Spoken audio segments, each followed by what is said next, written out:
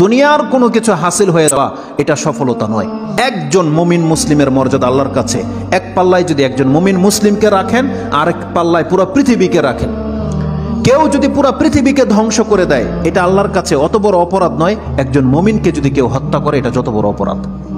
তাহলে একটা মানুষ তাওহীদের উপরে যারা আছে, তাদের মান মর্যাদা এত, আল্লাহ বলছেন অতএব তারা যেন দুনিয়ার জন্য নয়, বরং তারা ওই পরকালে জাহান্নাম থেকে মুক্ত হয়ে যাওয়ার সেই রাস্তা যেন তারা অবলম্বন করে। কারণ সেই দিন যাকে জাহান্নাম থেকে শুধু বাঁচানো নয়, দূরে রাখা হবে।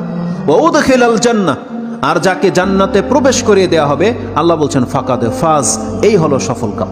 কারণ জান্নাত এমন একটা জায়গা, এটা হচ্ছে চির সুখের জায়গা। একবার শুধু কোনো ব্যক্তিকে জান্নাতে ঢুকিয়ে দিলে জীবনের যত পেরেশানি আছে সব দূর হয়ে যাবে, সব দূর হয়ে যাবে। তাহলে পরকালের ব্যাপারটা হচ্ছে এমন। আল্লাহ বলতেছেন সেই দিন যাকে জান্নাতে ঢুকিয়ে দেওয়া হবে, আল্লাহ বলছেন এই ব্যক্তি হচ্ছে সফল কাম। তাহলে এই সফলতা আসবে কিসে? একমাত্র আপনার ঈমান, তাওহীদ। আপনি আল্লাহকে মেনে নিয়েছেন, আল্লাহর বান্দা, আপনি আল্লাহর সাথে শিরিক করেন না, এমন প্রত্যেকটা ব্যক্তি সেই জান্নাত সে পাবেই পাবে। এটা আল্লাহ ওয়াদা করেছে।